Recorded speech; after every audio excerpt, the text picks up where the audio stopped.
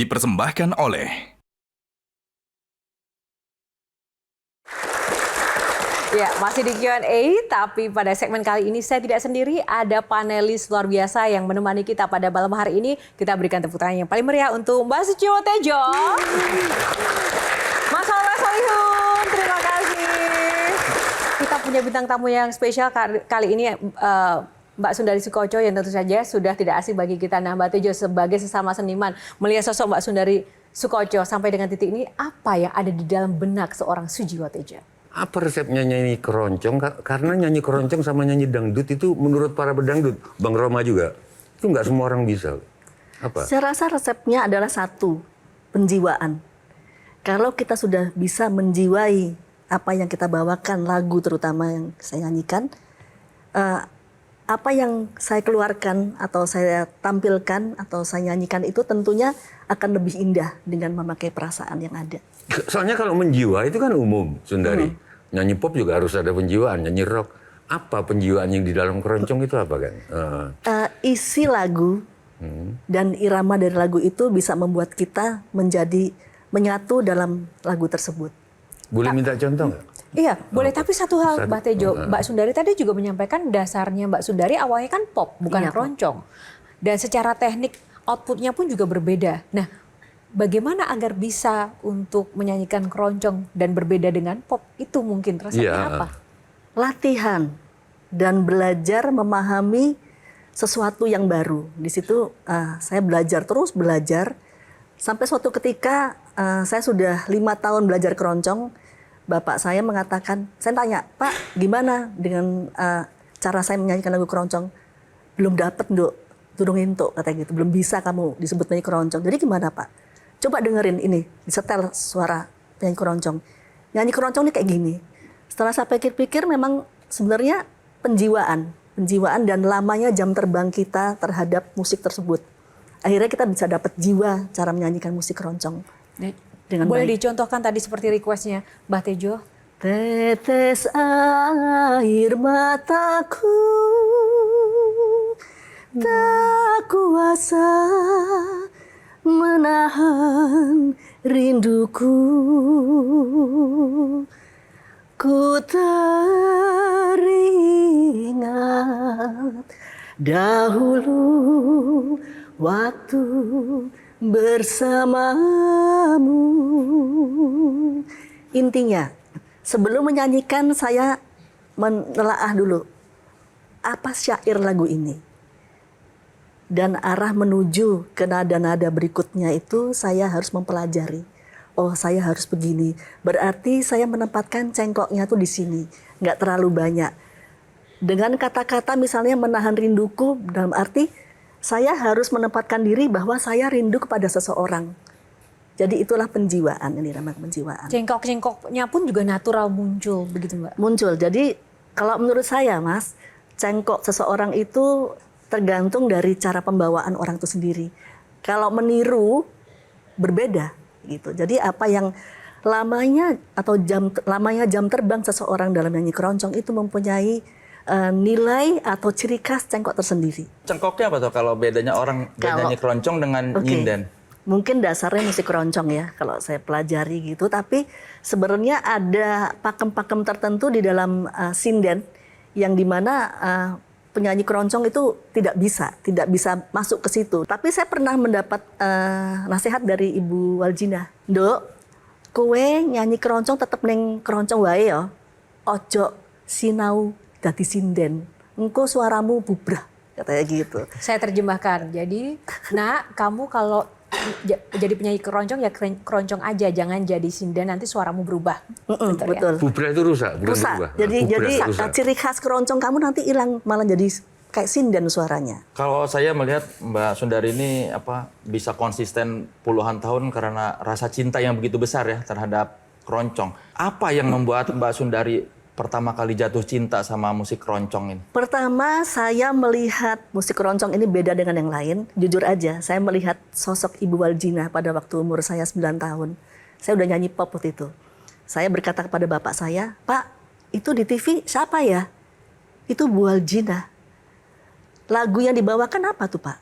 Itu musik keroncong namanya. Terus Pakaian yang dipakai itu apa, Pak? Itu kebaya, Dok. Rambutnya pakai apa? Pakai sanggul. Pak, saya pengen seperti itu. Pakai sanggul, nyanyi, pakai kebaya. Berarti kamu harus jadi penyanyi keroncong, Dok. Keroncong itu seperti apa, Pak? Iku loh, sing bapakmu sering ngumpul-ngumpul, latihan. Bapak saya kan seorang tentara yang punya grup musik keroncong tentara semua. Setiap malam minggu ngumpul. Ternyata kalau bapak saya lagi main gitar, lagi anak-anaknya ketiga nih, perempuan semua main gitu. Yang datang cuma saya. Pak, kecek, Pak. Kecek, manilo. Itu kan berarti kan sebenarnya saya udah punya rasa ingin belajar keroncong. Tapi saya nggak tahu itu musik keroncong gitu loh. Itu lagu Jawa, nggak ngerti. Sebenarnya udah ada jiwa. Kenapa sekarang kita nggak mendengar ya sosok lain gitu selain Sundari Soekoco tetap kayak top of mind gitu? Saya rasa banyak ya, banyak di daerah juga penyanyi-penyanyi keroncong muda. Tapi biasanya di tengah-tengah mereka sudah mau terkenal, sudah dikenal orang, mereka bisa pindah aliran biasanya. Yang lebih menghasilkan sesuatu tanda kutip, lebih trendy mungkin bagi mereka. Yang membuat Mbak Sundari tetap teguh iman apa? Saya Iya. merasa bahwa itu sesuai dengan jiwa saya, panggilan jiwa saya. Dan saya di dunia itu dengan nyanyi keroncong saya bahagia dan saya bisa mengikuti perkembangan zaman itu. Atau mau jujur aja, secara ekonomi aman. Alhamdulillah, Nah, itu selama kita masalahnya. bisa memanage dengan baik, insya Allah. Masalahnya banyak yang secara ekonomi nggak aman sehingga pindah-pindah. Ya. Banyak sinden saya, umur 30-an, udah belum kebentuk sindenannya, udah pindah nyanyi pop, nyanyi karena ekonomi. Ya. Oleh karena itu belajar dari pengalaman yang sudah ada, kita harus mempertahankan apa yang kita miliki. Pada akhirnya apakah mempertahankan sesuatu itu kita juga butuh modal juga? Pada akhirnya kita Kan Mbak Sundari bilang realistis di ekonomi situ. nggak masalah. Berarti kita nggak fair ngebandingin sama orang-orang lain yang mudah pindah karena ekonomi. Tapi bukannya Tapi Mbak sempat Sundari juga lah Mas, sempat merasakan seperti itu. Tapi saya tetap teguh, tetap yakin bahwa aku bisa, harus bisa.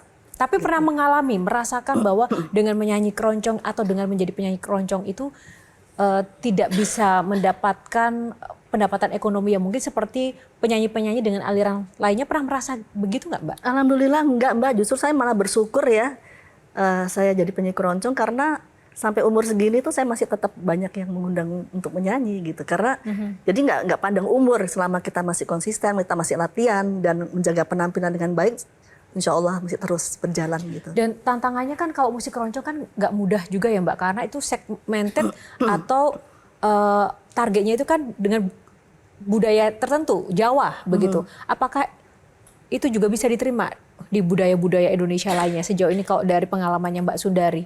Saya rasa diterima sah-sah aja karena mereka tetap menuntut saya untuk berpenampilan seperti ini. Gitu. Kalau saya berpenampilan dengan pakaian biasa dan rambut gitu, malah mereka, saya tuh datang ke sini pengen nonton Anda mau pakai kebaya, kenapa pakai begini gitu. belum pernah sepanjang karir nyanyi keroncong dengan pakaian kasual, bukan pakaian kebaya? Pernah sih, pernah di acara anak-anak muda biasanya. Tapi saya tetap menjaga keindonesiaannya dalam arti pakai baju encim, pakai kain tapi yang dilipat gitu. Tapi rambut biasa gitu. Ada pengaruhnya nggak dengan penjiwaan ketika pakaiannya berbeda? Nggak pede ya, nggak percaya diri saya gitu. Jadi kalau udah pakai sanggul gitu, saya langsung percaya diri gitu. Nah, ini yang menarik sekali. Kalau dari tadi yang diceritakan oleh Mbak Sundari, nampaknya Mbak Sundari ini benar-benar terbentuk karena lingkungan yang begitu kuat menuntun Mbak Sundari menjadi pribadi dan musisi yang sangat konsisten. Jadi apakah peran orang tua Mbak Sundari sebegitu besarnya ya? Sebenarnya ada nasihat dari bapak saya almarhum. Sewaktu saya kuliah, tiba-tiba pada satu semester saya minta berhenti. Saya bilang, Pak, kayak aku nggak kuat deh. Kenapa? Karena orang tuh banyak tahu aku tuh kan penyanyi ya. Mereka nggak menerima saya bilang gitu. Oh ya? Mereka tuh menyangkanya kamu sekolah, itu kuliah hanya pengen cari nama jadi mahasiswa atau memang benar pengen cari ilmu gitu. Terus bapak saya bilang, terus kamu maunya apa? Saya mau keluar. Coba lagi, diteruskan lagi, kata beliau begitu. Ngene Yondo, bahwa sebenarnya kamu tuh ada dua. Yang satu, kamu adalah tugasnya kamu sekolah sampai selesai. Yang kedua, mengenai bakat kamu menyanyi. Ini nggak semua orang diberi sama Allah bakat. Oleh karena itu, kalau bakat ini suatu ketika ada di umur tertentu, kamu nggak bisa meneruskan lagi. Tapi kalau di ilmu ini, pendidikanmu, kamu masih bisa terus Kebetulan kan saya kan jadi waktu itu sekolah IKIP ya. IKIP itu kan jadi guru ya. Cita-cita saya kan jadi guru. Oleh bapak saya mengatakan, kamu jadi penyanyi itu adalah bonus ya, kayak gitu. Bersyukur. Tapi kalau di pendidikan kamu jadi guru tetap jadi guru. Karena satu Nduk, yang kamu ingat amal ilmu. Yang kedua nama kamu harum. Di mana kamu itu mencerdaskan banyak orang. Tangan kamu tuh udah satu udah di surga, udah pegangan kan beliau gitu. Oh gitu ya Pak. Ya udah. Terus akhirnya saya sekolah lagi sampai selesai. Pak, aku lulus. Ya udah Nduk, ingat ya, jangan lupa jangan tinggalin kamu jadi guru ya. Iya Pak, itu pesan beliau.